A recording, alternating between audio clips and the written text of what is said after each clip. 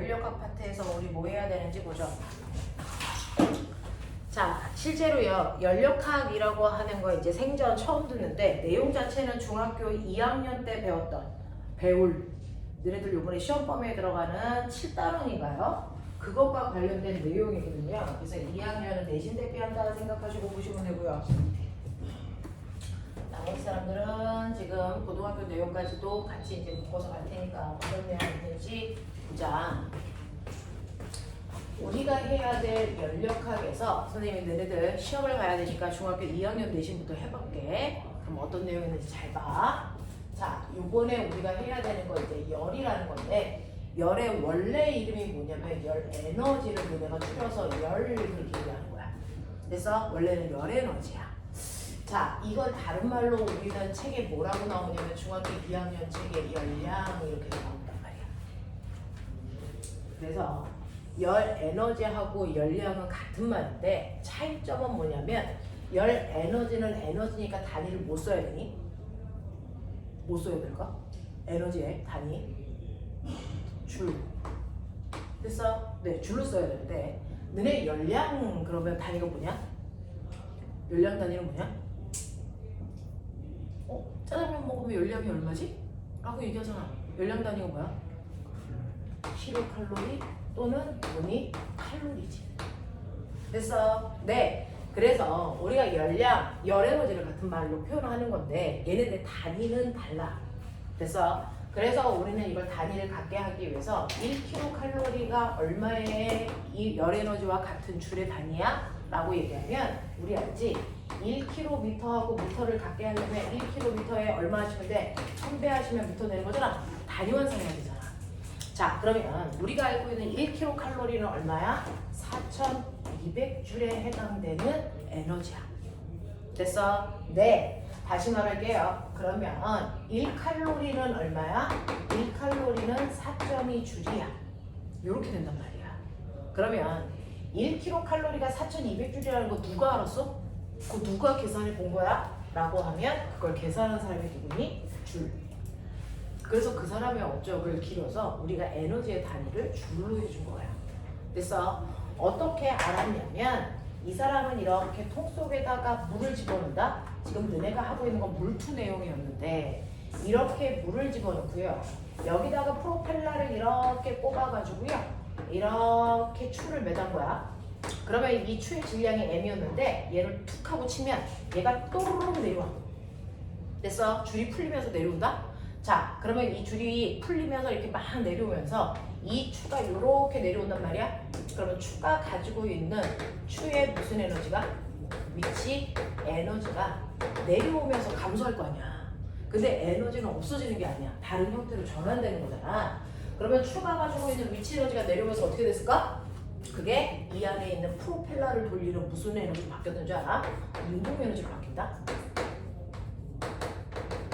프로펠러를 돌리는 운동 에너지로 바뀌고요. 그 프로펠러가 막 돌아가는 순간 여기 안에 있는 물과 뭐 하냐면 충돌해. 그래서 안에 있는 물이랑 막 충돌한단 말이야. 그러면 충돌을 막 하면 물이 뭐 해질까? 뜨거워져. 그래서 뭐가 발생할까? 열 에너지가 발생해. 요거야. 됐어? 다시 말해서 열량이 발생한단 말이야. 그래서 얼마만큼의 추가 가지고 있는 에너지가 100줄 얼마만큼의 물속에서 열을 발생해서 1kcal 예를 들면 이거 더 치자. 그래서 이걸 통해서 1kcal가 100줄과 같구나 라고 하는 걸 알아낸 사람. 됐니? 이런 식으로 계산한 사람. 그래서 에너지의 전환을 통해서 열량이라는 게 얼마의 에너지가 전환된 값이야? 이걸 계산한 사람이 줄이라는 사람이라 그 사람의 업적을 따서 이 에너지의 단위를 우리가 줄로 쓴 거다. 그래놓고 이 1kcal가 4200줄과 같아 라고 하는 이 4200이라는 숫자를 우리는 열의 일당량 이렇게 얘기할 거야. 그래서 우리는 이런 식으로 열에너지라고 하는 게 중학교 2학년 때 배우는 열량이랑 같은 말이구나. 우리가 평상시에 열이라고 얘기한 그건 사실은 열 에너지를 줄여서 한 말이구나 라고 하는 거를 머릿속에 좀 집어넣으시면 되는데 자, 그럼 이제부터 본격적으로 해볼게요. 중학교 2학년 때 배웠던 됐죠? 또 여러분들이 시험 볼 열이라고 하는 거 실제로는 열에너지의 개념이지만 우리가 일상적으로 쓰는 열이라는 단어의 의미는 뭘까라고 하면 이렇게 칠판을 만졌더니 아 시원해 이거잖아요.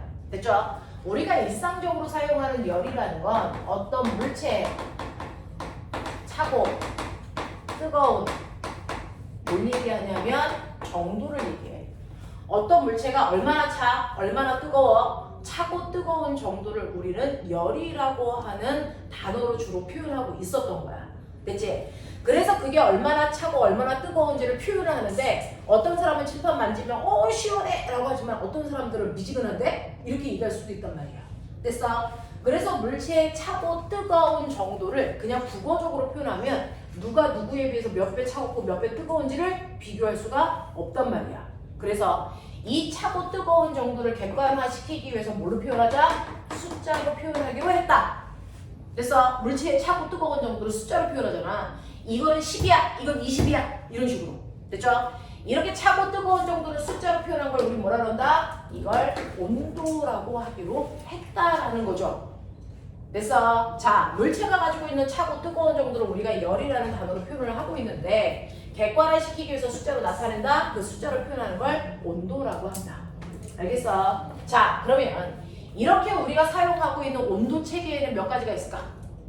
전 지구적으로 보면 우리가 쓰고 있는 온도 체계는요 크게 세 가지가 있대요. 크게 세 가지가 있는데 그 중에서 첫 번째 섭씨 온도라는 게 있다. 두 번째 뭐가 있냐? 화씨 온도라는 게 있지. 자, 세 번째 뭐가 있을 거 아니야? 실험실에서 사용하는 절대 온도라고 하는 이 세 가지의 온도를 우리가 전 지구적으로 쓴단 말이야. 그러면 그 중에서 섭씨 온도는 우리가 기호로는 스몰 t라고 쓰거든요. 단위는 뭐냐면 도씨라는 단위 써요. 됐어? 화씨는 F라고 쓰고요. 단위는 도F 이렇게 읽어.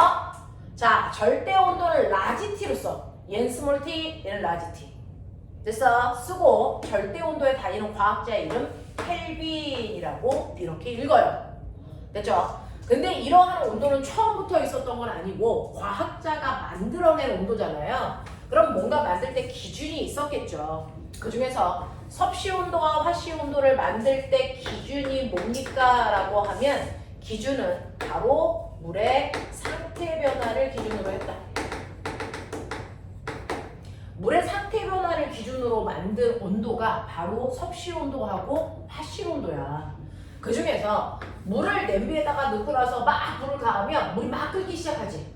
그래서 물이 끓기 시작하는 뜨거운 정도는 똑같은데 이 물이 끓기 시작하는 끓는 점을요 섭씨 온도에서는 100이야 라고 해서 100도에서 물 끓어 이렇게 표현했단 말이야. 우린 그걸 쓰고 있어. 근데 화씨에서는 똑같이 뜨거운 정도인데 그때 물에 끓는 점을 100도라고 안 하고 뭐라고 했냐면 212도F야 이렇게 얘기했어. 이렇게 얘기해. 되겠어? 거꾸로 온도를 막 낮춰. 그럼 막 낮추다 보면 물이 얼기 시작하겠지? 그 물이 얼기 시작하는 물의 어는 점을 섭씨에서는 0도야 라고 우리 쓰잖아. 그래서 물이 몇 도에서 얼어? 그럼 0도에서 얼어 라고 얘기하지만 사실은 거꾸로 물이 얼기 시작하는 온도를 0으로 잡아놓은 뿐이야. 됐어? 그런가 하면 화씨 온도에서는 물이 얼기 시작하는 온도를 32도F로 쓴대. 이렇게 표현한 거야. 자, 그러면 섭씨 온도에서 봤을 때 물이 얼기 시작하는 그 차가운 정도에서 물이 끓기 시작하는 그 뜨거운 정도까지를 몇 등분? 100등분으로 나눠. 그 중에서 하나를 섭씨 온도의 1도 간격으로 만들어낸 게 섭씨란 말이야. 근데 화씨는 물이 얼기 시작해서 끓기 시작할 때까지의 그 차고 뜨거운 정도를 180등분으로 나누는 거지. 훨씬 더 세분해서 나눈 거지. 그랬을 때 한 칸을 1도F의 온도 차이로 만들어낸 거야. 그래서 온도 간격이 달라요. 하나에 1도F 올라가는 것과 1도씨 올라가는 건 다르단 말이죠. 그래서 자, 그러면 절대 온도는요. 네, 유일하게 절대 온도는 물의 상태 변화를 기준으로 나눈 온도가 아니라고요. 그러면 절대 온도는 물 기준으로 했는데 라고 하면 우리는 중학교 1학년 때 배웠었는데요. 자, 이렇게 기체가 들어있는 풍선에다가 열을 가하면 풍선 속에 있는 기체의 운동이 뭐해질까? 활발해져. 됐어? 활발해지면 뜨거워질수록 기체의 입자의 운동이 활발해진다. 활발해지면 입자와 입자 사이의 거리가 멀어져야 되니까 기체들이 차지하는 공간은 똑같이 5개의 기체가 있지만 얘네들이 차지하는 공간은 이렇게 커지자고. 됐어? 그래서 뜨거울수록 그 안에 있는 기체의 운동은 활발해져. 그래서 입자와 입자 사이의 거리가 멀어져. 됐어? 이렇게 배웠단 말이야. 그래서 여러분들이 아시는 것처럼 섭씨 온도로 나타내 보면 기체의 온도가 0도였다가 10도였다가 20도, 30도, 40도, 50도, 60도 이렇게 온도가 높아지면 높아질수록 기체가 차지하는 부피는 점점 뭐해지냐면 커져요. 알겠어? 네. 그러면 0도일 때요. 기체의 부피는 있다 없다? 기체는 0도일 때 부피가 있을까 없을까? 있죠. 그러니까 여러분들이 한겨울 영하보다 0도보다 더 낮은 온도에 나가도 우리가 숨쉴 수 있는 거잖아요. 기체가 있기 때문이야. 그래서 0도일 때 기체의 부피를 V0라고 하면 여기서부터 온도를 높이면 기체의 부피는 일정하게 증가하는 형태를 띄어. 왜? 그 안에 있는 입자들의 운동이 일정하게 빨라지니까. 알겠어? 그러면 거꾸로 얘기하면요. 온도를 낮추면 기체의 운동 속도는 점점 줄겠네? 줄겠네? 그러다 보면 어떻게 되니? 기체의 운동이 멈추는. 다시 말해서 입자와 입자 사이가 차지하는 공간이 0이 되는 순간도 사실은 산술적으로 계산할 수 있어. 됐어? 이때 온도가 몇 도게? 몇 도게? 영하 273도야. 알겠어? 이렇게 된단 말이야. 그래서 온도에 따라 기체의 운동 속도, 다시 말해서 운동 에너지가 달라지니까 나는 그렇다면 기체의 운동 에너지가 0이 되는 이 순간부터 온도를 만들고 싶어. 그러면 온도에 따라 기체의 운동 에너지가 정비례할 거 아니야? 됐어? 그래서 이때의 온도를 0으로 잡아서 만든 온도를 우리가 절대 온도라고 해요. 됐어? 그래서 절대 온도를 만든 기준은 바로 입자, 기체 입자의 운동 에너지를 기준으로 만들었다. 기체의 운동 에너지를 기준으로 만들었어요. 그래놓고 이러한 기체의 운동 에너지를 여러분들이 나중에 배울 건데 운동 에너지는 2분의 3 kT로 계산해요. 우리가 앞에서 배운 것처럼 2분의 1 mv 제곱은 질량 하나가 있는 커다란 덩어리 입자의 운동 에너지를 이렇게 구하는데 맞죠? 근데 기체 입자들의 운동 에너지는 입자마다 같은 공간에 있어도 운동 에너지 다 달라. 그리고 질량을 계산하는 게 애매해. 그래서 기체의 운동 에너지는요 2분의 3 k 여기까지는 상수값이니까 너네가 외울 필요 없어. 그래서 거기다가 라지 t 모 절대 온도 집어넣으면 운동 에너지가 나와요. 그래서 기체의 운동 에너지는 이렇게도 구하거든요. 자, 그 기체의 운동 에너지를 기준으로 만든 온도가 바로 절대 온도예요. 라는 얘기야. 그러니 여러분들이 절대 온도로 봤을 때 어떤 아이의 절대 온도가 기체가 10켈빈이야. 그랬다가 얘 온도를 20켈빈으로 높였어. 그러면 10켈빈일 때 운동 에너지가 10줄이면 20켈빈일 때 운동 에너지가 얼마라는 얘기야? 20줄이라는 얘기야. 알겠어? 이런 식으로 절대 온도로 바꿔놓으면요 그 온도에 비례하는 만큼의 운동 에너지를 가지고 있거든요. 그래서 온도가 10도였다가 20도로 2배 커졌어? 그럼 운동 에너지 정확하게 2배 커진 거야. 됐어? 그래서 운동 에너지를 기준으로 만든 온도가 바로 절대 온도야. 그럼 선생님 10켈빈이 아니고 10도였다가 20도가 되면 운동 에너지가 2배 커져요? 보세요. 10도였다가 20도가 되면 운동 에너지가 2배 되니? 안 되죠. 됐어? 네, 섭씨 온도는 운동 에너지를 기준으로 만든 온도가 아니기 때문에 섭씨 온도가 2배 커진다고 해서 운동 에너지가 2배 커지는 건 아니지만 절대 온도가 2배 커지면 정확하게 운동 에너지는 2배 커집니다. 알겠어? 그래서 기체의 운동 에너지를 기준으로 만든 온도가 바로 절대 온도야 라는 얘기를 우리가 할 수 있다라는 얘기죠. 자, 그러면 이런 식으로 앞으로는 우리가 기체들의 에너지를 구할 때는요 네, 이런 식으로 절대 온도로 표현해서 구하는 게 훨씬 편하잖아요. 그래서 과학에서는 이제 모든 온도는 절대 온도로 바꿔서 계산합니다. 노란색인지 구분 없이. 됐어? 그러니까 우리가 쓰고 있던 섭씨 온도를 절대 온도로 바꿔야죠. 그래서 에너지로 바꿔놓고 계산할 거잖아요. 그러면 어떻게 하면 섭씨 온도를 절대 온도로 바꿀 수가 있어? 라고 하는데 절대 온도는요 섭씨 온도에다가 273을 더하시면 절대 온도가 돼요. 섭씨 온도에다가 273을 더하면 절대 온도가 되니까 여러분들이 보시는 것처럼 물의 어느 점이 0도야? 그러면 절대 온도는 얼마입니까? 273 켈빈입니다. 그래서 물에 끓는 점이 100도예요. 그러면 이거 절대 온도는 얼마입니까? 라고 하면 373 켈빈이에요. 이렇게 쓰시면 돼요. 그러면 물이 얼기 시작해서 끓기 시작할 때까지 온도 차이가 얼마나요? 100켈빈 나잖아요. 그러니까 이 간격도 100등분한 거라고. 그러니까 섭씨 온도의 온도 변화량과 절대 온도에서의 온도 변화량은 똑같을 수밖에 없어. 왜? 1켈빈의 온도 차이가 똑같으니까. 그래서 1이라는 온도 차이의 간격이 똑같으니까 그래서 얘가 섭씨 온도가 5도 바뀌었어. 그럼 절대 온도도 5켈빈 바뀌어요. 알겠어? 이렇게 된다. 그래서 우리는 이런 식으로 지구상에서는요. 섭씨 온도, 하씨 온도, 절대 온도 쓰지만 과학에서는 절대 온도만 쓰고요.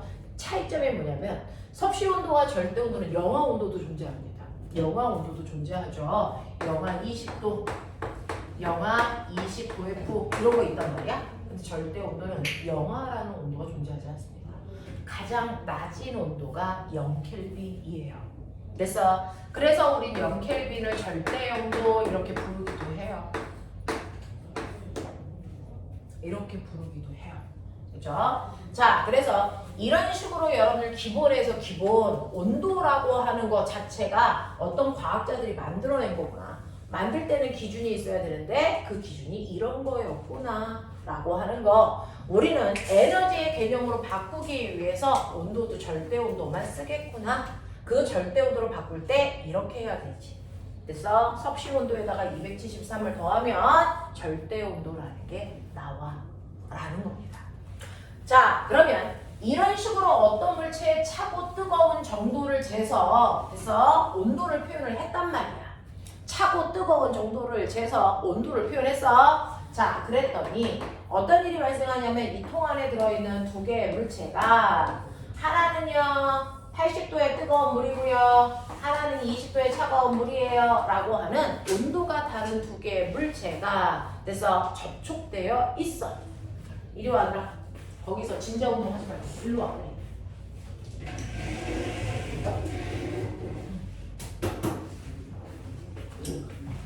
자, 보시는 것처럼요. 여러분들이 보시는 것처럼 온도가 서로 다른 두 개의 물체를 접촉을 시켜온다? 그러면 어떤 일이 발생할까? 라고 하면 온도가 서로 다른 물체를 접촉시켜 놓으면요. 열이 그래서 이동합니다. 열의 이동이 생겨요. 자, 모든 물체는요. 다 똑같아지고 싶은데 온도가 다르잖아? 이걸 활용하지 않아. 그래서 시간이 지나면 열이 이동해서 두 개의 온도가 같아지려고 한단 말이야. 근데 열은 항상 일방적으로 이동해. 어디에서 어디로 이동하냐면 뜨거운 물질에서 차가운 물질 쪽으로만 열이 가요. 거꾸로 열이 가는 일은 절대 존재할 수 없어. 됐어? 그래서 열은 반드시 고온의 물질에서 저온의 물질 쪽으로만 이동한다. 거꾸로 갈 수는 없다라는 얘기입니다. 됐죠? 자, 그러면 뜨거운 물체가 차가운 물체한테 열을 자꾸 주니까 뜨거운 물체의 온도는 점점 낮아지겠죠? 차가운 물체는 열받았으니까 온도가 점점 높아지겠죠? 그러다 보면 어떤 일이 발생을 하냐면 여러분들이 알고 있는 것처럼 뜨거운 물체의 온도는 점점 낮아질 거고 차가운 물체의 온도는 점점 높아져서 두 개의 온도가 같아지는 순간이 생긴단 말이죠. 그 같아지고 나서는 둘이 열의 이동이 그 다음부터 멈춰. 더 이상 움직이지 않아. 그래서 같은 온도를 그대로 유지하는 상태가 생긴다 이거죠. 자, 그래서 두 개의 온도가 같아진 이 순간을 우리는 뭐라고 그러냐면 이걸 열평형 상태야 이렇게 얘기하기로 했어. 열평형.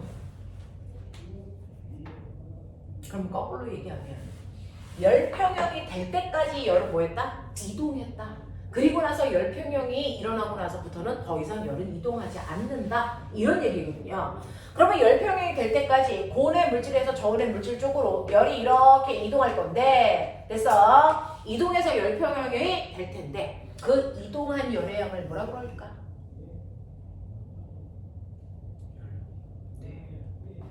이동한 열의 양을 뭐라 그럽니까? 라고 하면 이런 식으로 고온의 물질에서 저온의 물질 쪽으로 이동한 총 열의 양을 우리는 뭐라 그러기로 했냐면 이걸 열량이야.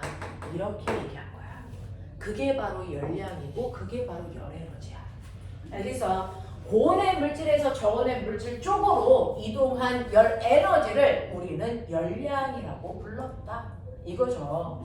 그래서 예를 들어서 80도의 뜨거운 물이 됐어. 열 에너지를 얼마 가지고 있었냐? 400 가지고 있었는데 그 중에서 차가운 물질 쪽으로 얼마 줬냐면 150 줬다고 쳐.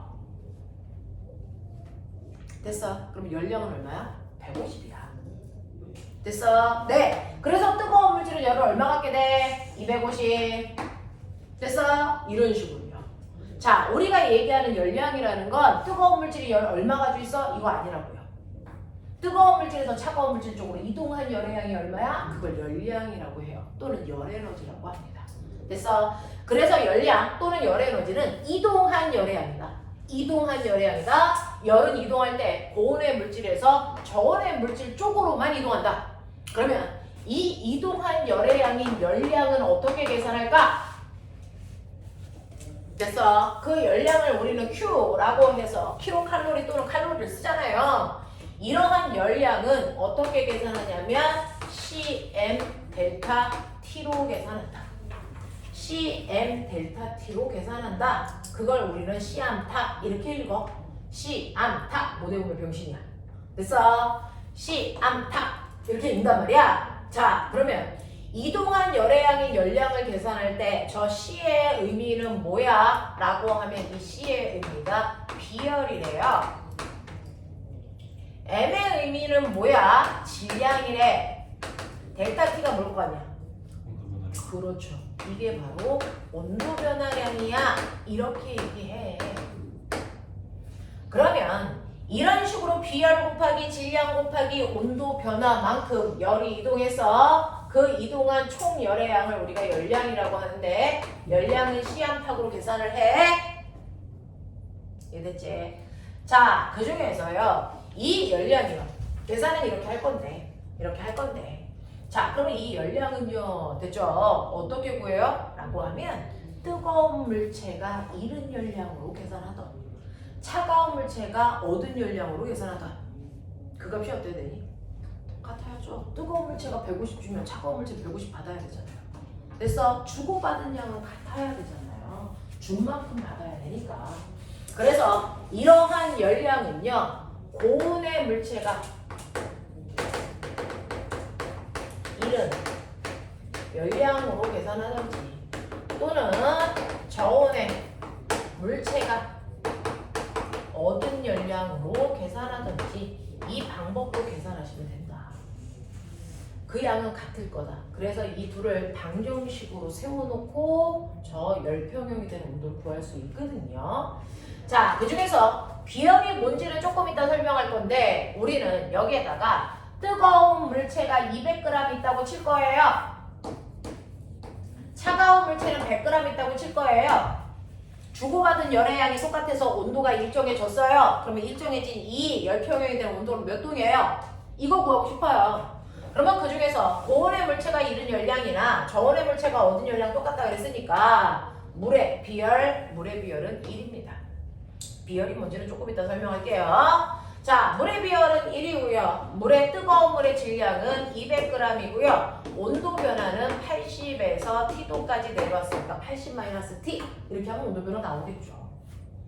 자, 그런가 하면 차가운 물체가 얻은 열량 똑같다 그랬는데 찬물도 물이잖아요. 비열 1입니다.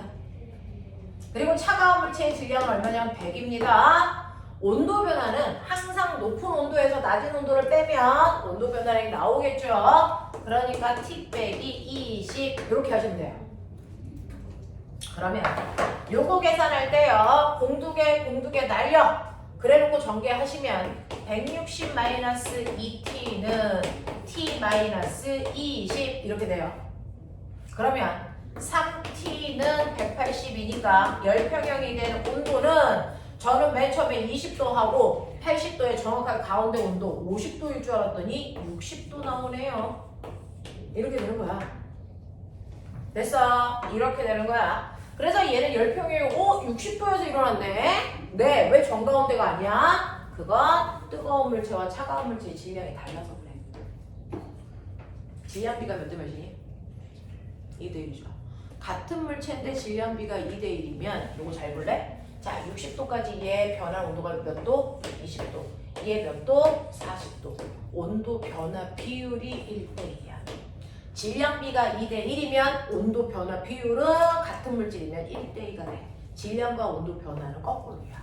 알겠어? 그럼 우리가 반비례해 라고 얘기하죠. 자, 이렇게 된단 말이야. 그러면 열평형대는 온도가 60도라는 거 알았으니까 여기다가 60을 집어넣으면 뜨거운 물체가 찬물한테 준 열량 구할 수 있어? 됐어? 계산해 볼게. 자, 요거 계산하시면 200 곱하기 온도 변화가 20이니까 얼마? 4000. 자, 이때 물의 질량을 g으로 넣었잖아요. 그러면 열량 단위는 칼로리로 나옵니다. 물의 질량을 킬로그램으로 놓으면 킬로칼로리로 나와요. 알겠어? 그래서 얘는요, 준열이 4000칼로리래. 다시 말할까? 얘는 준열이 4kcal래. 이런 뜻이야. 됐어? 그래서 주고받은 열량을 이런 식으로 계산할 수 있더라라는 얘기죠. 되겠어? 그래서 열량이라고 하는 건 너 열 얼마 가지고 있어? 이거 아니야. 네가 쟤한테 열 얼마 줬어? 이런 뜻이야. 그래서 이동한 열의 양을 우리가 열량이라고 하고 열량 계산은 시한탁으로 하시면 돼. 됐죠? 네. 준열과 받은 열은 같아야 되니까 열평형 온도 구할 수 있고 그걸 통해서 이동한 열량도 이렇게 계산할 수 있더라. 이렇게 됩니다. 됐죠? 자, 그러면 이런 식으로 열이 이동하는 열평형되는 온도를 구할 수도 있고 이동한 총 열의 양도 계산할 수 있는데 여기에서 보도 듣도 못한 비열이라는 단어가 나왔어요. 물론 여러분들은 중등 내용 선행하고 오셨고 중학교 2학년 과정이니까 들었을 수도 있어요. 어떤 학교는 이 부분을 1학기 때 시험 보는 학교도 있거든요. 그래서 시험을 봤을 수도 있지만 대부분은 2학기 내용이라 아직 안 배웠을 건데 그러면 이 중에서 우리가 처음 듣는 비열이라는 단어가 무슨 뜻이야? 라는 거죠. 됐어.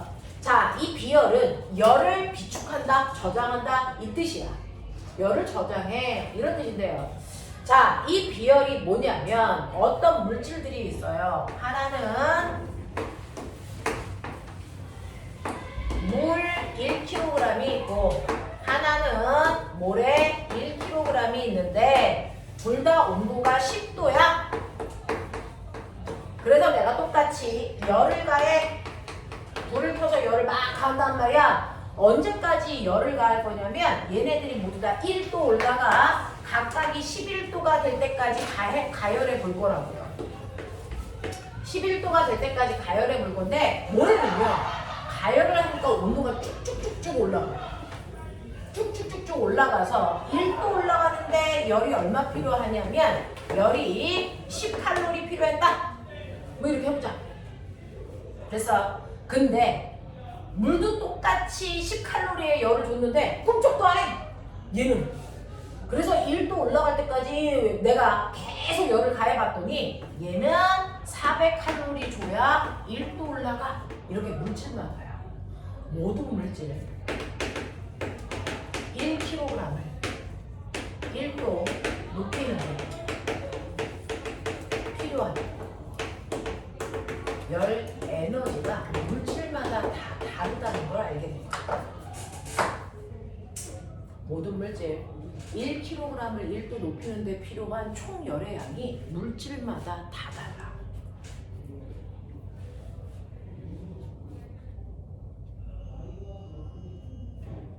그 모든 물질 1kg을 1도 높이는 데 필요한 열 에너지를 우리는 비열이라고 불러.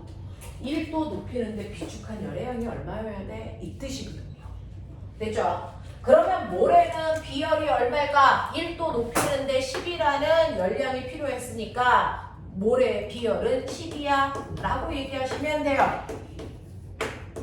1kg을 1도 높이는 데 10이라는 열량 필요해. 이 뜻이야. 되겠어? 자, 물의 비열은 얼마입니까? 라고 하면 모래의 비열은 10인데 물의 비열은 4배의 비열죠.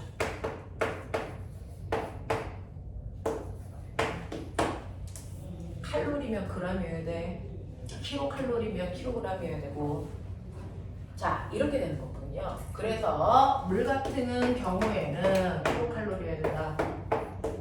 물 같은 경우에는 실제로 1kcal 1도 높이는데 1kcal 열량이 필요해요. 그래서 물의 비율을 1이라고 한 거예요. 되겠냐? 이렇게 된 거죠. 자, 그러면 이렇게 우리가 지금 한 것처럼 물의 비율은 10이고 물의 비율은 400이라고 시작. 그러면 제가 여기다가 400의 열을 줄 수 있죠. 400의 열을 둘 다 동시에 줘. 그럼 400의 열을 받으면 물은 겨우 1도 올라가. 그치? 근데 모래는 몇 도 올라갈까? 40도 올라가. 이런 얘기야. 되겠어? 그래서 비열이 크면 온도가 잘 안 올라간다는 뜻이야. 비열이 작으면 온도가 쭉쭉 변한다는 뜻이야. 됐어? 근데 그 중에서 지구상에 있는 물질 중에서 비열이 큰 편에 속하는 게 누굴 것 같냐? 물이야. 지구상에 있는 물질 중에 물은 비열이 엄청나게 큰 편에 속하는 물질이야. 되겠어? 근데 그러한 물이 네 몸에 몇 퍼센트 들어있대? 70%나 들어있대. 우리 몸에. 왜 그럴까? 체온 조절하라고. 됐어? 체온 조절하기 쉬우라고요. 온도가 잘 변하지 않는 물을 무려 70%나 넣어서 한겨울에도 체온이 쭉쭉 떨어지지 않고 한여름에도 체온이 쭉쭉 올라가지 않게 만들어 놓은 거야. 알겠어? 식물 같은 경우에는 몸속에 물이 90%나 들어있대요. 이렇게 됩니다. 됐어? 자, 그러면 이렇게 비열이 다 다르구나. 그래서 물질을 구분하는 물질의 특성 중에서 늘 이번에 배웠죠? 물질을 구분하는 물질의 특성에는 끓는 점, 녹는 점, 밀도, 용해도, 곱보기 성질이 있다고 그랬죠? 근데 고등학교에 올라가면 비열이라고 하는 것도 물질의 특성이라는 걸 배우게 되는 겁니다. 됐죠? 그래서 비열이 물질마다 다 달라. 그 비열이 얼마인지만 계산하면 이 물질이 뭔지 알 수 있게 된다. 되겠지?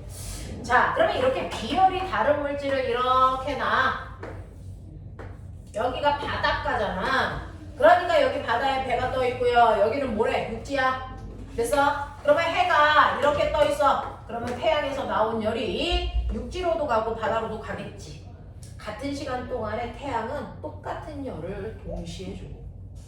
근데 아침에 얘네들이 둘 다 10도, 10도였거든? 근데 낮 동안에 햇빛을 쨍쨍 받으니까 얘는 온도가 쭉쭉 올라가서 몇 도가 됐냐면 50도가 돼. 그래서 한여름에는 모래사장 맨발로 못 걸어. 너무 뜨거워서. 그치? 근데 그때 물에 들어가면 물이 시원하잖아? 왜? 얘는 비열이 커서 온도가 잘 안 올라가. 이런 뜻이잖아. 됐어? 그래서 온도 차이가 생긴단 말이야. 이렇게 되면 이 모래 위에 떠 있는 공기는요, 모래로부터 열받아서 공기 온도가 50도에 가게. 물 위에 떠 있는 똑같은 공기는요, 물로부터 열받아서 25도밖에 안 돼. 이런 얘기야. 그래서 바로 옆에 있는데 같은 공기인데 얘는 50도의 뜨거운 공기, 얘는 25도의 차가운 공기가 만들어져. 그러면 뜨거운 공기는 가벼우니까 위로 올라가죠. 차가운 공기는 무거우니까 밑으로 내려옵니다. 그러면 아래와 위에 공기량이 다르잖아. 그러면 공기의 양도 똑같아지고 싶어. 마치 열처럼. 그럼 어떡합니까? 공기들은 무조건 많은 쪽에서 적은 쪽으로 이동해 갑니다. 많은 쪽에서 적은 쪽으로 이동해 가죠. 그랬을 때 아래쪽의 공기의 수평적 이동을 우리는 뭐라 그런다? 우리 사람들이 바람이라고 불러. 이걸 바람이라고 해. 알겠어? 그러면 이 바람이 바다에서 육지로 불고 있네? 네! 자, 이렇게 해안가에 가면 낮 동안에는 무조건 바다에서 육지로 바람이 분다. 그래서 이거를 우리 뭐라 그러냐면 바다에서 불었어요. 바다 해자 써서 이걸 해풍이라고 불러. 이해되냐? 밤이 되면 어떤 일이 발생하냐면 온도가 빨리 올라가니까 빨리 떨어져. 쭉쭉 떨어져. 그래서 밤이 되면 모래 쪽이 훨씬 더 차가워져. 온도가 쭉 떨어지니까. 알겠어? 그래서 항상 바람을 맞으면 눈에 뭐하다고 느껴져? 시원하다고 느껴지지? 왜? 바람은 무조건 차가운 데서 생깁니다. 됐어? 그럼 밤이 되면요, 육지가 훨씬 더 차가우니까 육지에서 바다 쪽으로 거꾸로 바람이 이렇게 불어. 밤이 되면. 됐죠? 그래서 밤이 되면 오히려 육지에서 바다 쪽으로 공기가 이동해서 우리는 이거를 뭐라 그런다? 풍이라고 해. 그래서 이 둘을 합해서 우리는 뭐라 그런다? 해류풍이라고 부르는데 해안가에서 부르는 해류풍. 됐니? 이게 바로 모래와 물 사이의 비열 차이에 의해서 생긴 바람이라고요. 근데 우리나라 자체도 해안가야. 우리나라는 삼면이 바다로 둘러싸여 있는 반도 국가잖아. 여기는 태평양, 여기는 유라시아. 그러니까 낮과 똑같은 계절이 어느 계절? 여름, 한여름. 한여름은 바다가 시원해. 육지가 뜨거워. 그러니까 한여름에는 바다에서 육지로 바람이 불겠지? 그러면 너네 동서남북 읽을 수 있냐? 나눠봐. 무슨 풍이냐? 바람이 시작된 쪽이 풍이라는 걸 아시죠? 됐어. 여기가 북이고 여기가 남이고 여기가 동이고 여기가 서이기 때문에 바람은 남동 쪽에서 불었어요. 그래서 여름철에 부는 바람을 우리는 남동 계절풍이야 이렇게 얘기해. 겨울철에 부는 바람은 거꾸로 바람이 이렇게 와. 그래서 겨울철에는 북서계절풍이 불어 라고 얘기하죠. 그래서 우리나라 계절에 따라 부는 바람이 계절풍이라는 게 이런 식으로 똑같이 비열차가 만든 바람이래요.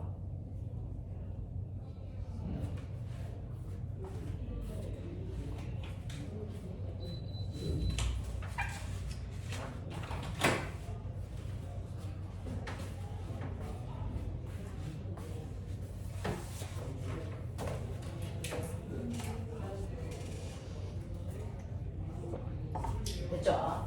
자, 그래서 여러분들은 비열이라는 개념, 열량이라는 개념, 열에너지라는 개념 이거 이해하고 계셔야 된단 말이죠. 됐죠? 자, 그래서 물질마다 비열이라는 게 다 다르구나. 그거에 따라서 똑같은 열을 줘도 온도가 올라가는 속도가 다르지. 그것 때문에 해류풍하고 계절풍이 생긴 거였구나 라는 거예요. 자, 그러면 이런 식으로 비열이라는 1도 높이는데 1kg만큼의 물질을 가져다가 1도 높이는데 필요한 열에너지 비열이라는 거 배웠단 말이야. 됐죠? 그래서 모든 물질이 이동한 열량 Q는 Cm 델타 T다 라고 하는 걸 좀 기억하시고요. 그러면 열이 이동할 건데 신기한 거 보여요. 열이 이동하는데 보면 X축이 무슨 그래프냐면 이거는 두 개를 접촉시킨 후에 시간을 나타낸 그래프예요. Y축은 뭐냐면 그 시간에 따른 온도 변화를 그린 그래프란 말이야. 그러니 똑같이 1분 간격으로 잘랐다고 치자. 1분 간격으로 똑같이 잘라서 시간 간격. 자, 근데 신기한 거 보이세요? 열평형이 이렇게 될 때까지 1분 간격으로 온도 변화를 그래프로 그렸더니 처음에 1분, 두 개를 접촉한 순간 처음에 1분 동안은요 온도가 80도에서 보시는 것처럼 70도까지 1분 만에 온도가 10도 떨어질 만큼 열이 훅 이동했어. 근데 열평형이 되기 직전을 보니까 어떠냐면요, 열평형이 되기 직전에 1분 동안을 보면 요만큼의 온도가 될 때까지 요만큼밖에 열이 이동 안 했다고.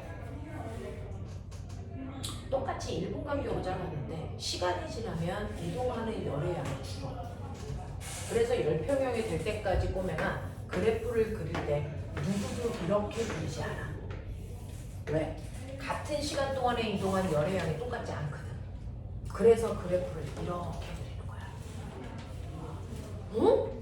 그러면 시간이 지나면 같은 시간 동안에 이동한 열의 양이 점점 줄네? 네. 그래서 이 화살표의 길이가 같은 시간 동안에 이동한 열의 양을 보여준다 생각하면 돼요. 그러면 열평이 되고 나면 더 이상 열이 안 움직여. 그럼 화살표가 안 움직여. 그럼 도대체 열을 미는 원동력은 어때요? 왜 처음에는 많이 움직였는데 시간이 지날수록 같은 시간 동안 움직인 열의 양이 줄어야 돼? 뭘 것 같아? 두 물질의 온도차요. 두 물질의 온도차가 열을 미는 원동력이 돼요. 그러니까 처음에는요 80도하고 20도 두 물질의 온도 차이가 무려 60이나 나. 그러니까 열을 확 민 거야. 그래서 같은 시간 동안에 온도가 이만큼이나 바뀌어. 근데 나중이 되면 둘의 온도 차이가 61, 59, 2도밖에 안 나. 그러니까 열을 미는 힘의 세기가 줄어든 거지. 그래서 이동한 열의 양이 작아. 그랬다가 온도가 같아지면 더 이상 미는 힘이 안 생겨. 그래서 열이 안 움직여. 알겠어? 이렇게 된다고. 그래서 열은요 두 물질 사이의 온도 차가 힘이 돼서 미는 거다. 그런 개념. 됐어? 그래서 밀어서 온도의 시간에 따라서 이동한 열의 양은 그때그때 다를 수밖에 없어요 라고 하는 거. 되겠죠? 자, 이런 식으로 해서 여러분들이 열량이라고 하는 개념들을 머릿속에 넣으셨어.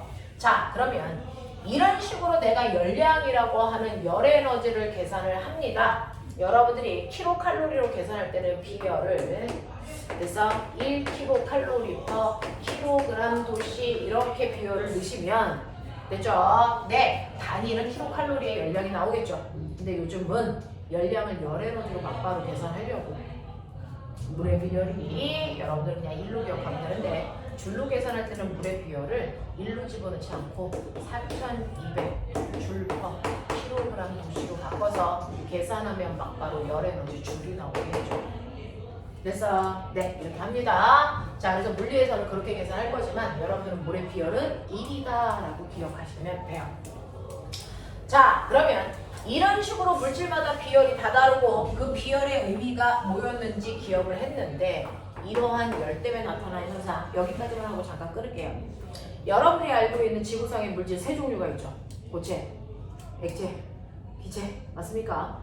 그 중에서요 기체가 가지고 있는 특징이 뭘까? 라고 하면 기체는요 다른 상태 물질들에 비해서 부피 변화가 쉽게 일어나. 맞아. 기체의 특징은 부피 변화가 쉽다라는 거죠. 그 부피가 변하는 정도가 눈에 팍팍 띄어 라고 하는 거죠. 자, 그러면 기체의 부피를 변화시킬 수 있는 방법 너네 배웠어 중1 때. 중1. 네. 기체의 부피를 변화시킬 수 있는 방법 두 가지가 있어요. 뭐? 압력과 뭐? 온도요. 됐죠? 압력을 조절해도 부피를 변화시킬 수 있고 온도를 조절해도 부피를 변화시킬 수 있더라. 그 중에서 여러분들이 아시는 것처럼 압력을 크게 하면 부피는 줄는 거예요. 네. 그래서 압력이 커졌는데 부피는 줄어드니까 압력과 부피 사이의 관계를 우리는 반비례 관계야 라고 얘기하죠. 이런 얘기를 했던 사람이 누구냐면 보일이라는 과학자라서 보일 법칙 우린 이렇게 얘기한단 말이야. 그래서 너네 가지고 놀다가 풍선 놓치면 풍선이 하늘 위로 올라가잖아요. 헬륨 풍선이. 하늘 위로 올라가면 올라갈수록 기압은 커진다 작아진다? 기압은 커질까요? 작아질까요? 원래 풍선은요 안에 있는 공기가 밖으로 미는 압력도 있지만 밖에 있는 공기들이 풍선을 안으로 미는 기압도 있단 말이야. 근데 이 두 개의 크기가 같으면 풍선이 커지지도 작아지지도 않아. 됐어? 근데 하늘 위로 올라가면 기압의 크기가 뚝뚝뚝뚝 작아져. 급격히 줄어들어. 하늘 위로 올라가면. 맞아. 이렇게 하늘 위로 올라가면 기압의 크기가 작아지니까요. 어떻게 됩니까? 안에서 미는 힘은 그대로 있는데 밖에서 누르는 힘이 작아지니까 풍선이 열나 커지죠. 그러다가 풍선이 더 이상 커질 수 없어 터지는 겁니다. 됐어? 그래서 하늘 위로 올라갈수록 풍선이 커지다가 터지는 이유는 위로 올라갈수록 압력이 줄어서 풍선이 너무 커지다 보니까 터졌어. 이런 뜻이거든요. 보일 법칙. 알겠냐? 네. 이러한 보일 법칙을 그래프로 그리면 여러분들이 아시는 것처럼 압력과 부피는 반비례예요. 반비례 그래프는 이렇게 그려주잖아요. 이런 관계가 돼. 그죠? 반비례니까 이중 어느 점을 잡아도 무방하다. 어느 점을 잡아도 그 순간의 압력과 그 순간의 부피를 곱한 값은 항상 일정해야 돼. 기억나? 압력과 부피를 곱한 값은 항상 일정한 값을 갖는 게 반비례 관계의 특성이잖아요.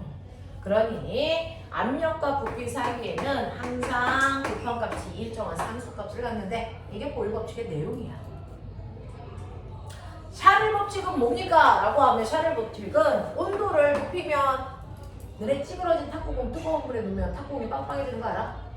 맞아요? 그게 왜 그래요? 온도를 높였더니 부피가 커졌기 때문이죠. 그 안에 있는 기체의 부피가 커져서 탁구공이 펴진대요. 이런 얘기거든요. 자, 이렇게 온도가 높아지면 부피가 커진다. 이걸 얘기한 사람, 아, 얘도 커졌는데 얘도 커지네? 이거 비례관계죠. 온도와 부피 사이에 비례관계가 있다는 걸 얘기한 과학자가 바로 샤를입니다. 그래서 샤를 법칙 이거죠. 됐죠? 그 중에서 이 온도가 무슨 온도야? 절대 온도야. 알죠? 그래서 절대 온도가 기체의 부피가 0인 순간의 온도다. 그래서 절대 온도와 부피 사이에는 정비례 관계가 있어요. 이렇게 그려지죠. 이게 섭씨 온도면 정비례 관계가 아닌데 절대 온도기 때문에 정비례 관계가 있죠. 그랬을 때 어느 온도에서든 기울기 값은 일정하네. 오케이. 자, 우리 수학교에 배웠어요. 기울기는 자, 각 x축분의 y축. 이 값이 항상 일정한 상수값을 가져. 이게 바로 샤를 법칙이죠. 요거야. 됐죠? 이런 식으로 기체의 부피를 변화시키는 원인은 두 가지가 있어. 온도와 압력. 자, 그랬더니 과학자들은요, 뭐가 생각이 나냐면, 그럼 선생님, 압력과 부피를 곱한 값도 일정한 상수, 온도분의 부피도 일정한 상수, 그럼 이 상수하고 이 상수가 같은 상수, 다른 상수? 전혀 다른 상수 값이죠. 됐어. 네, 이 값과 이 값은 전혀 다른 값이야. 두 개가 같은 값이 아니란 말이야. 둘 다 일정하긴 하지만 얘 값이 10이라고 해서 얘 값이 10은 아니거든요. 그죠? 다른 상수 값을 껴요. 그때그때 달라진단 말이야. 그러니 사람들이 귀찮아. 이거 둘을 동시에 만족하는 공통으로 쓸 수 있는 상수 값은 없어? 나 그거 찾아봐야지.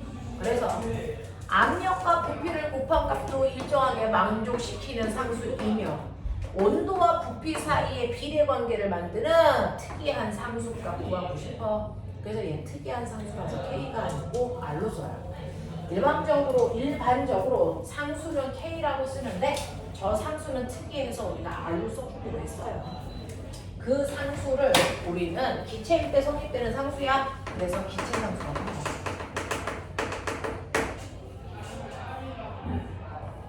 그래서 기체를 표준 상태에다 놓고 실험한 거야. 과학자가. 누가? 몰과 자료. 특정한 상태에다가 넣는데 그게 바로 0도씨 1기압이라고 하는 상태를 우리는 과학에서 표준 상태라고 해요. 스탠다드한 온도와 압력 상태. 그래서 이걸 STP 조건 이렇게 얘기한다. 자, 이 조건에서 이제 계산을 해보는 거야. 이 조건에서 이걸 만족하는 상수값을 집어넣으려고요. 자, 0도니까 여기다 0 집어넣으면 병신된다. 0도니까 절대 온도 얼마나 집어넣어? 273K. 알겠어? 오케이. 자, 1기압은요. 여러분들 알죠? 1기압. 1기압이요. ATM. 자, 1기압이 지구 평균 대기압을 얘기하고요. 그게 1013 헥토파스칼이에요. 처음 듣죠? 이거 중học 때 배워요. 1013 헥토파스칼인데 헥토라고 할 때는요. 이 헥토는 공 몇 개 대신에 붙는 거냐면 우리 킬로미터 할 때 킬로는 공 3개 대신에 붙는 거잖아요. 헥토는 공 2개 대신에 붙는 거예요. 그래서 얘는 101300 파스칼 이 뜻이에요. 사실. 자, 파스칼은 뭐게요? 과학자 이름. 단위가 복잡해서 과학자 이름을 치워야 되는 거야. 그럼 원래 단위는 뭐게요? 라고 하면 파스칼은요. 압력이니까 단위 면적당 누르는 힘 뉴턴 퍼 제곱미터 이거를 파스칼로 바꿔놓은 거야. 뉴턴 퍼 제곱미터. 그래서 여기에 여러분들이 보시는 저 압력 자리에다가 요거 집어넣는 거야. 왜? 우리 MKS 단위로 계산한 거니까. 물리면. 됐죠? 네. 그래서 요 숫자 집어넣고 여기에다 273켈빈 집어넣고 자, 그리고 부피값 집어넣어서 계산을 하면 기체 상수가 나오죠. 그래서 네, 0.08이라고 하는 상수값이 나와요. 안 해오셔도 돼요. 이런 상수가 있다. 자, 근데 이건 조건이죠. 이 통 속에 그러면 이 부피가 얼마인데 이거는 기체를 몇 개 넣느냐에 따라 다르겠죠. 그 중에서 우리 기체 얼마? 1몰개만큼 넣는다. 넣었을 때 부피 얼마? 22.4. 그거 뭐야? 그래서 그거 넣는 거야. 여기다가.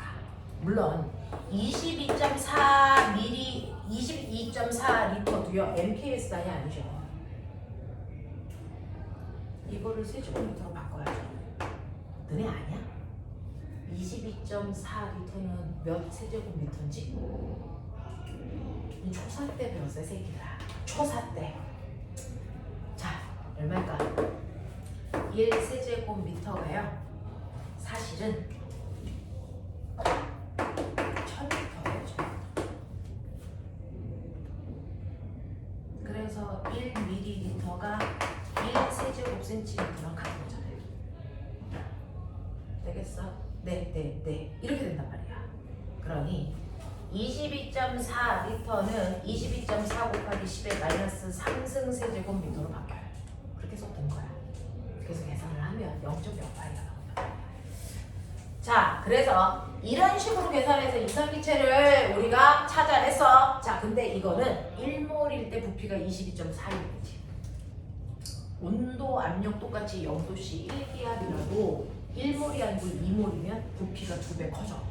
그러면 기체 상수도 2배 커져. 기체가 3몰이면 부피가 3배 커지니까 기체 상수도 3배 커지지. 기체가 n몰이면 부피가 n배 커지니까 기체 상수도 n배 커져. 이런 뜻이야. 됐어. 자, 그래서 이 식이 완성이 되는데 저는 분수 계산하는 거 싫어요. 네, 우린 다 싫죠. 이거 넘겨. 그래서 드디어 기체들을 설명할 때 사용하는 기체 방정식이라는 게 만들어진 거야.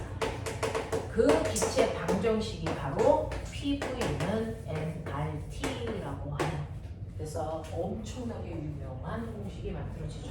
저거 화학 시간에 더럽게 많이 써요. PV는 nRT. 그래서 압력에다가 부피를 곱한 값은 그 안에 있는 기체의 몰수에다가 기체 상수에다가 절대 온도를 곱한 값이랑 항상 일정해야 된다. 그래서 이게 바로 보일-샤를의 법칙을 합쳐서 만든 방정식이야.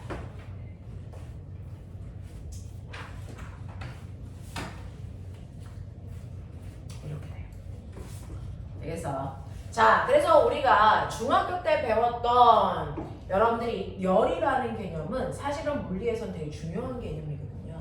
그래서 중학교 때 배웠던 얘기들 살짝 정리해봐드렸어요. 이게 열이라는 개념이야. 네. 자, 그러면 이러한 열이라고 하는 게 됐죠? 사실은 열도 열 에너지야. 에너지의 정의가 뭐였어? 일할 수 있는 능력. 맞아. 그러니 이러한 열양이라고 하는 원래 이름 열 에너지요. 아, 열도 일할 수 있네? 맞아요. 열도 그 열로 일할 수 있죠. 그래서 증기기관차가 저 열 이용해서 간 거잖아요. 열 에너지를 이용해서. 맞냐? 그래서 열 에너지도 일할 수 있는 능력을 갖는다. 그러면 이렇게 열이 일할 때 어떤 규칙성이 있어? 열이 가지고 있는 규칙성을 설명한 게 바로 열역학이라고 하는 분야야. 이게 바로 열역학이라는 분야야. 그냥 열이 어떤 규칙성을 가지고 있어? 열이 가지고 있는 규칙성을 설명한 걸 우리는 열역학이라고 하겠대. 그 열역학 법칙이요. 규칙성을 설명한 열역학 법칙에 몇 가지가 있냐면 3가지가 있어요. 열역학 법칙 중에 열역학 제0법칙도 있다? 신기하지? 열역학 제1법칙이 있어요. 얘가 주인공이에요. 자, 열역학 제2법칙도 있어요. 화학 시간에 뭐 배워요? 이런 거예요.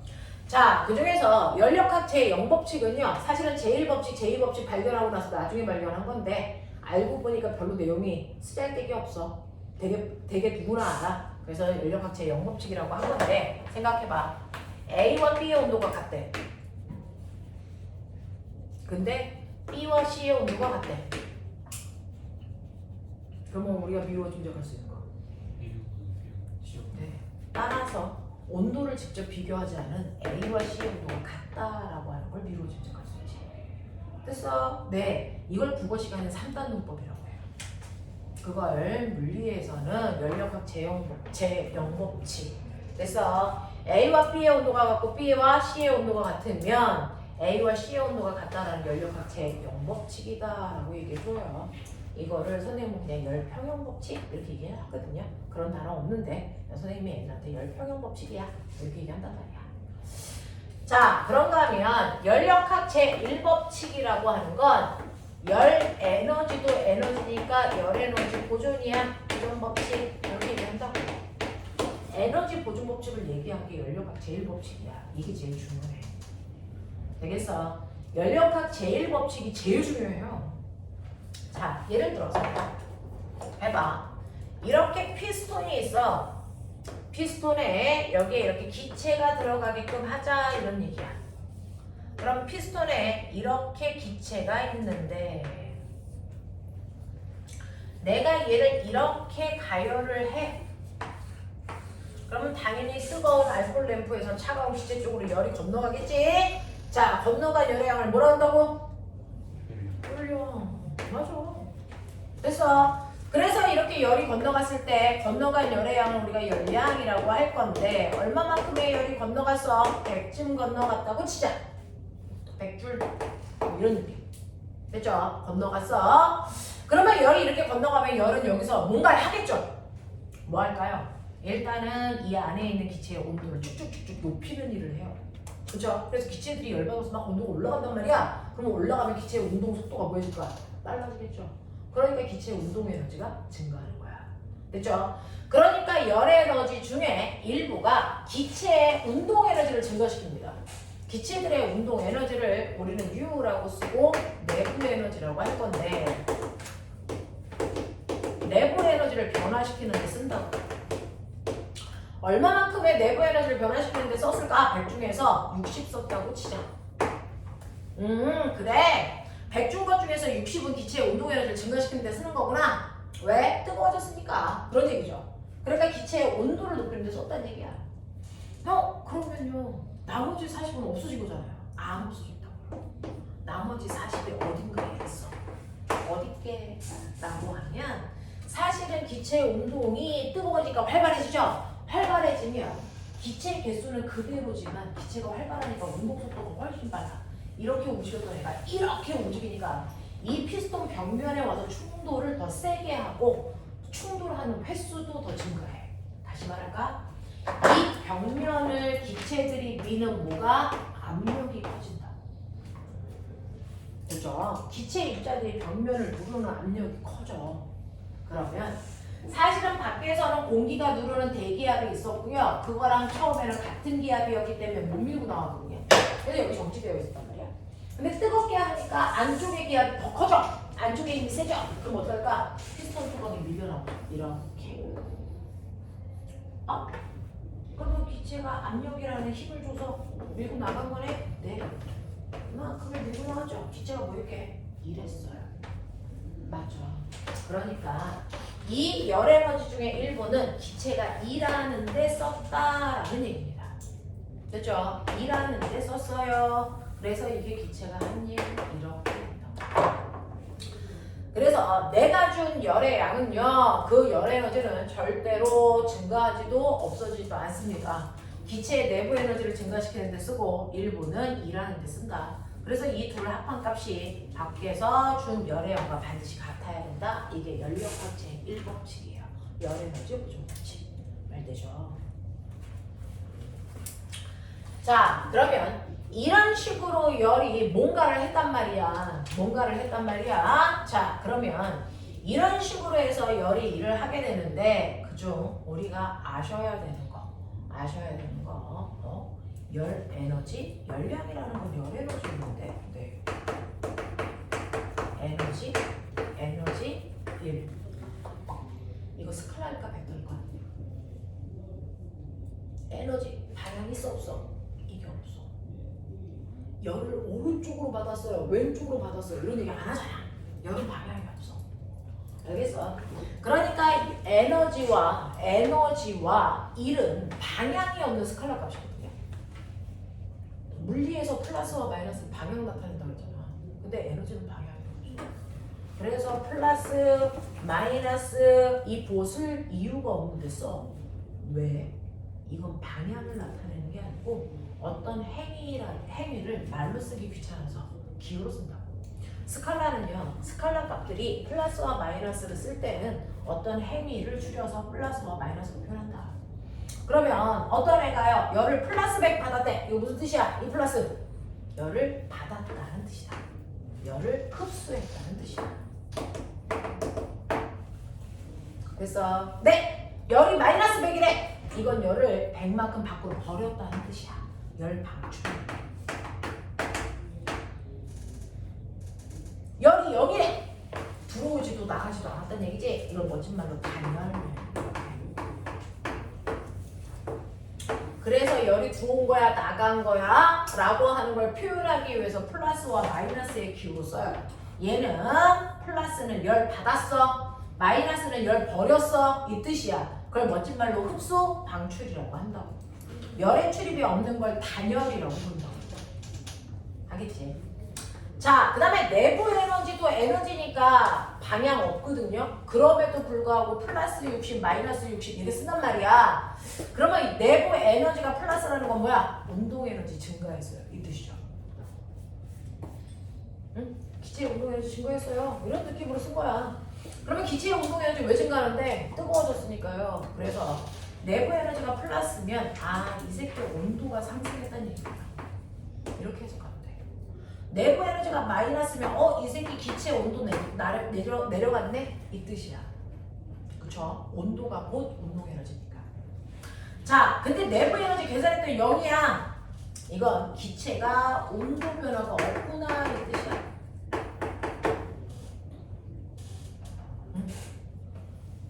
한 일이 플러스일 때도 있고 마이너스일 때도 있어. 자, 한 일이 플러스 40이에요. 뭐야? 기체가 힘내서 피스톤을 밀고 나왔어 이 뜻이야. 그래서 기체가 일했어 이 뜻이야. 그래서 플러스는 기체가 일했다. 이거를 다시 말하면 기체의 부피가 증가했어 이 뜻이야. 피스톤이 밀고 나와서 기체의 부피 증가해서 이런 얘기야.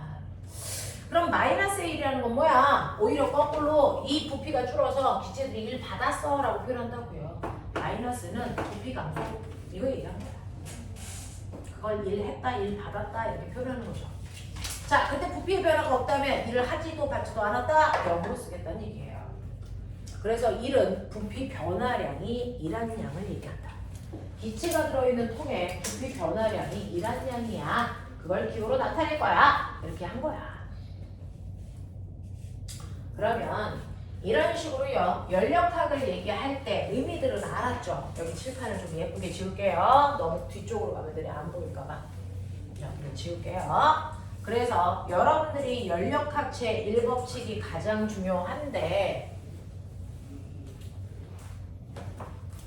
연력학 제1법칙 Q는 델타 U 플러스 W 되죠? 열에너지는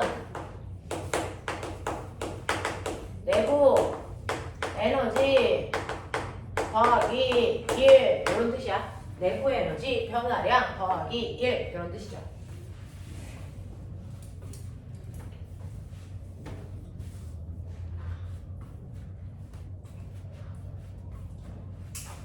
그 중에서요. 우리는 이거 가지고요. 이제 물리니까 계산하는 거잖아. 압력 부피 그래프 이렇게 그려볼게. 여기가 압력, 여기가 부피. 중학교 1학년 때 배웠던 모일 법칙 그릴 때 썼던 그래프. 압력, 부피 그래프. 자, 맨 처음에요. 애들이요. 운동보다 연력하기 더 어려워요. 라고 하는 애들도 있어요. 자, 여기에서요. 요거요. A, B, C, D 이래. 맞아. 자, 이렇게 됐을 때요. 얘네들 보시면 얘가 A였다가 B로, B였다가 C로, C였다가 D로, D였다가 다시 제자리 A로 돌아오는 과정. 이런 과정을 설명한 과학자가 카르노라서 카르노 순환기관 이렇게 얘기해요.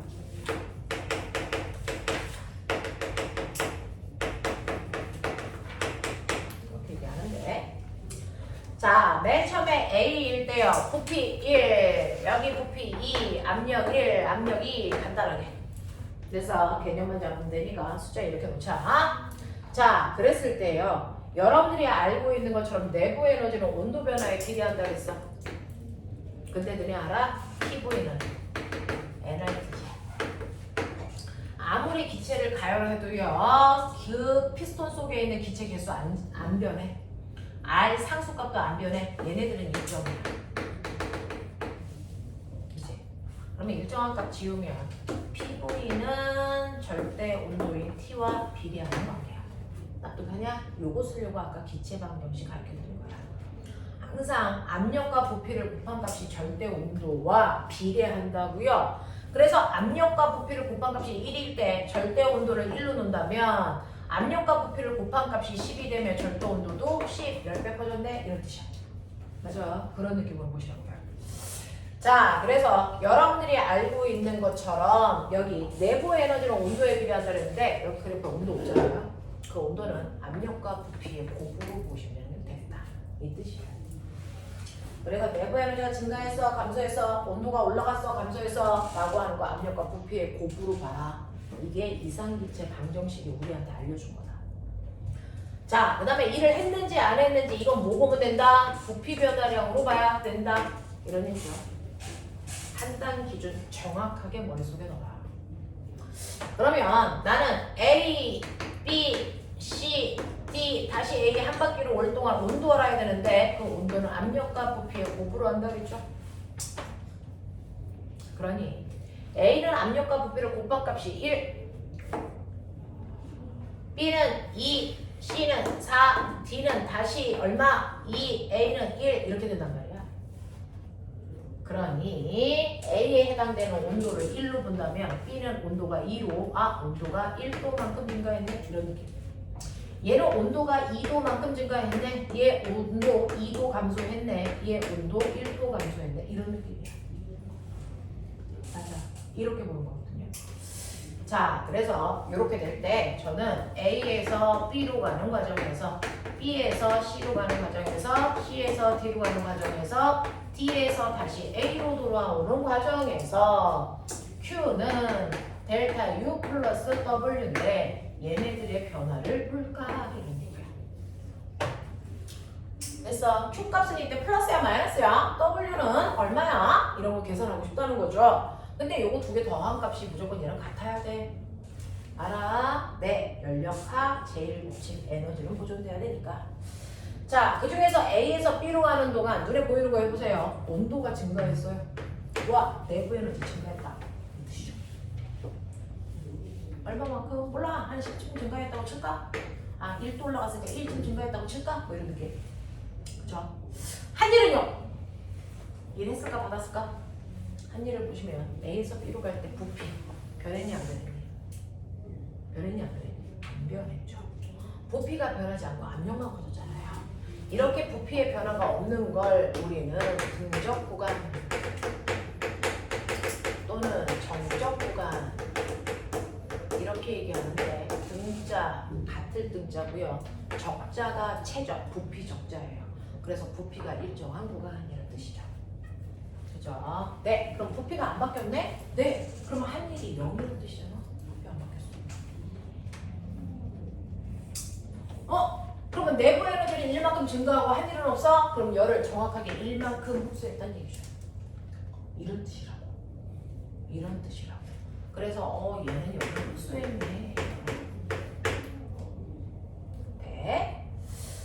자, B에서 C로 가는 과정도 똑같이 보면요. 요번에는 온도가 B에서 C로 갈 때 이만큼 증가해서 그럼 내부 에너지 이만큼 상승 이런 뜻이죠.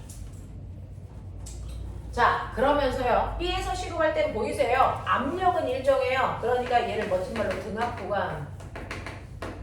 근데 부피가 증가했네? 네! 부피가 증가했다는 얘기는요. 피스톤 뚜껑을 밀고 나왔다는 얘기죠. 부피가 1이었다가 2 됐잖아요. 그러니까 기체가 들어있는 피스톤의 부피가 처음에는 1이었는데 내가 이렇게 밀고 나와서 기체가 들어있는 부피가 2 됐네. 그럼 부피가 증가한 건 이만큼 증가했네. 그런 얘기야. 그러면 당연히 부피가 들어왔으니까 일을 했겠네. 얼마? 계산돼요. 여러분들 압력은요 단위 면적에 누르는 힘이잖아. 맞아.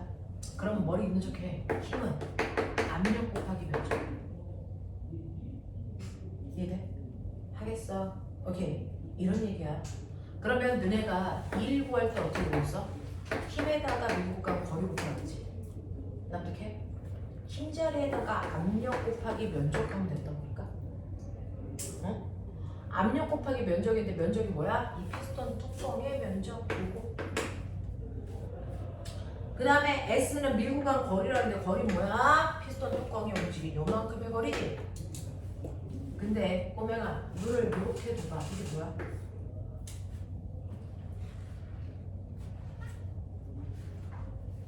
여기 뭐고 하냐? 민넓이 곱하기 높이 뭐냐? 부피 변화량이야. 이 자체가 그래서 이 자체가 압력에다가 부피 변화량을 곱한다. 이게 바로 기체가 한 일이다 이 뜻이야. 어떻게? 이렇게 된단 말이야. 그러니 한 일은요.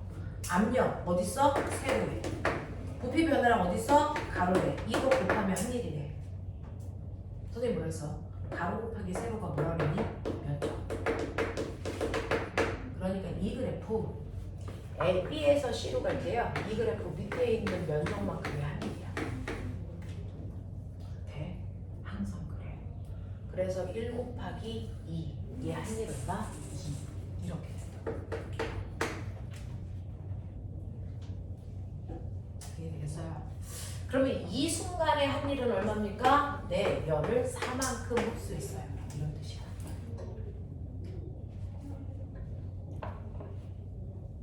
정신 놓으면 안 돼. 오늘 선생님이 엄청난 일을 이제 끝냈죠. 오늘 아침에 물을 봤어요. 선생님이 이제 방학 때부터 저희 물 선생님이랑 같이 물을반 했었는데 2달 했었죠. 7월 28일부터 특강했으니까 2달 가까이 해서 오늘 아침에 9시 반에 시험 봤어요. 9시 반부터 10시 반까지. 끝나고 나니까 되게 편해요. 홀가분해요. 맨날 심야하고 막 그랬거든. 빨리 해서 그래도 2월달에 물어보라 한번 봐보십시오. 공부하는 과정은 되게 힘든데 애들 엄청 힘들었거든요. 끝나고 나니까 애들 얼굴 엄청 빨개졌어요. 그리고 시험도 나름은 좀 봤어요. 그리고 그 기간 동안에 엄청난 양의 물리문제를 풀어가지고 애들이 본인은 잘 못 느끼는데 처음하고 다르게 물리가 엄청 들었어요. 자, C에서 뒤로 갑니다. C에서 뒤로 가면 이제 보시는 것처럼 얘 부피 안 바뀌네. 등적 구간. 부피가 안 바뀐다는 얘기는 피스톤이 안 움직였네. 부피 변화 없으니까 한일 0. 이래? 이런 거야. 그리고 온도는 B에서 C에서 뒤로 가면 온도가 이만큼 감소하네. 내부 에너지 감소. 그러니까 얘는 이만큼의 열을 방출했네. 이 얘기예요. 됐죠? 그래서 A에서 B로 갈 때도 흡수, B에서 C로 갈 때도 열을 흡수했는데 C에서 D로 갈 때도 열을 방출한 거예요. 밖으로 열이 나왔어. 이 뜻이에요. 그죠? 자, D에서 A로 가볼까요? D에서 A로 가면 오히려 이 피스톤이 들어왔대요. 부피 감소. 대신에 압력은 일정하대요. 등 앞 과정.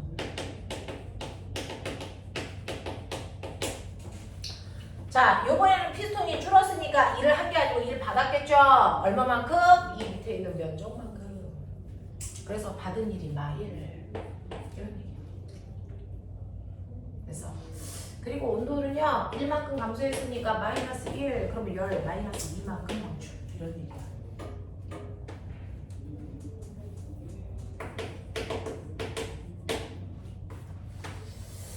그래서 카르노 순환기가 한 바퀴 돌아왔어. 여기서 출발해서 한 바퀴 돌아 제대로 왔단 말이야.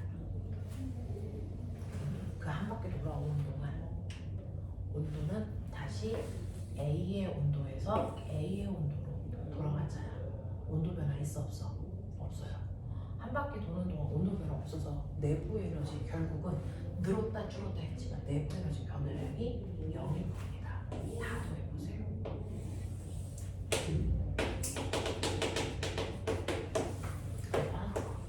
맞습니까? 이렇게 나와요. 내부 에너지 변화 없어요. 한 바퀴 다 돌아 그 자리로 왔기 때문에. 그죠? 신기한 거 보여드릴게요. 이 새끼하고 이 새끼가 무조건 같아요.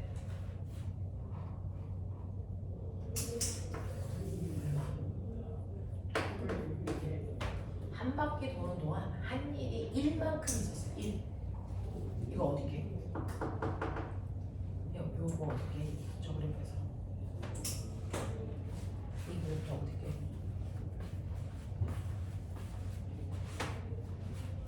일한 양에서 받은 양을 빼세요. 한 일에서 받은 일을 빼라. 그러면 한 바퀴 도는 동안 실제 한 일은 2, 4의 넓이야. 1 곱하기 1. 그래서 1. 알겠습니까? 그러면 얘가 한 바퀴 돌 동안 열을 흡수 방출해서 막 열이 들어갔다 갔다 했어. 이거 다 더해봐. 보이냐? 보이냐?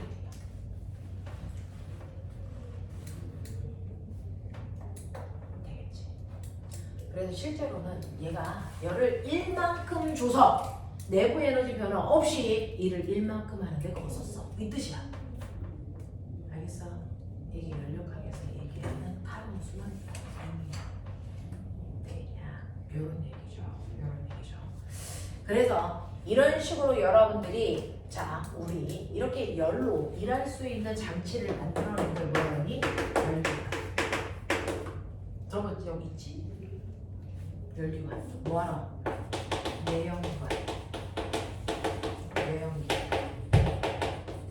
내연기관이 아까 자동차 안에 있는 엔진. 외연기관이 옛날 증기기관차에 어떤 석탄 막 빼고 가는 그거. 그래서 엔진이 밖에 있냐 안에 있냐 이 차이잖아. 그래서 열기관은요, 이렇게 열기관들은 열을 이용해서 일하게 만든 장치고요. 그걸 요즘에 엔진이라고 부르죠. 자동차 안에 있는 거. 그러면 간단하게 엔진 어떻게 그리는지 아세요? 이렇게 그려요. 이 엔진의 열 효율이 얼마예요? 이 엔진의 열 효율은 이쪽에서 뜨거운 열을 줘, Q1. 열은 항상 뜨거운 데서 차가운 쪽으로 이동한다. 이쪽에서 열을 주니까 상대적으로 여기가 차가운 곳이죠. 여기가 고온도, 여기가 저온도. 그럼 누가 시키지 않아도 열은 무조건 고온에서 저온 방향으로 흐른다. 아십니까? 그걸 바로 열역학 제2법칙이라고.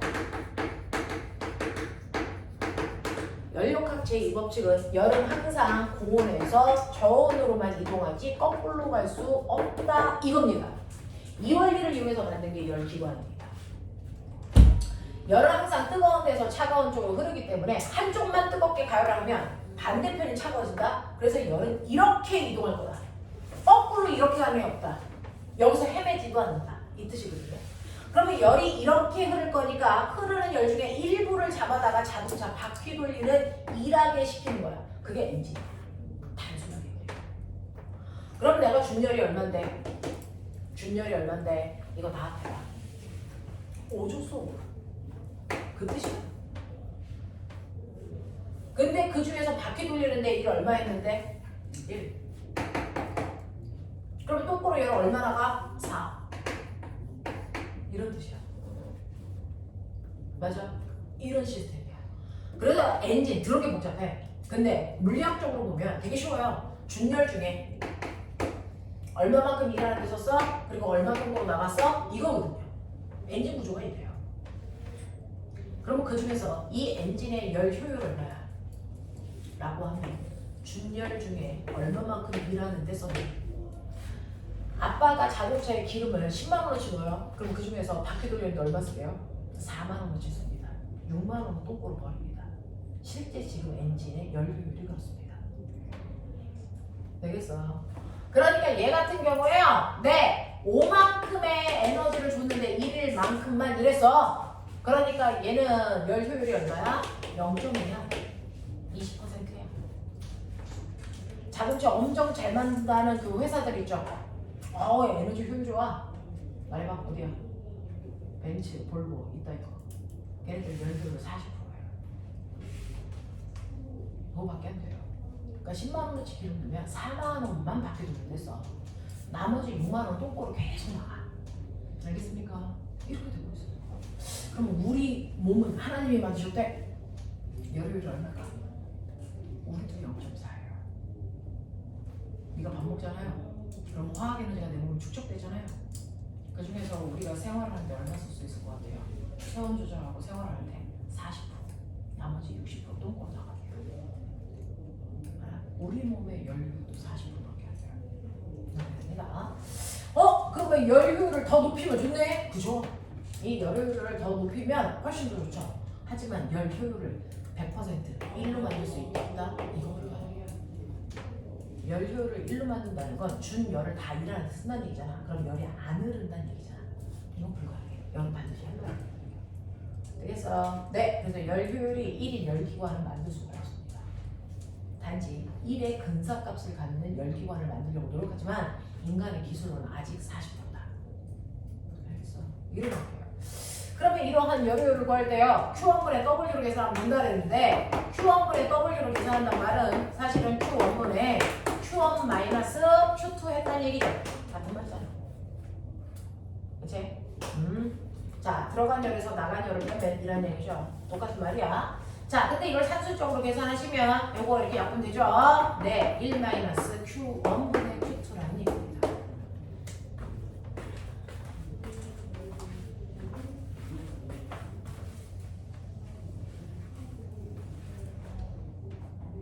그래서 열 효율을 구하는 식.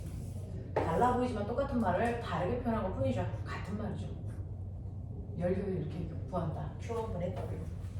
Q1분의 W. 되겠어. 이런 얘기죠. 그래서 네, 저번 주에 정기고사 보느냐고요. 진도를 못 나가서 오늘 두 가지 테마를 나갈 건데요. 첫 번째 연력학에 대해서 했습니다. 연력학이 맞습니다. 되겠냐? 잠깐만 쉬었다가 문제 풀게요.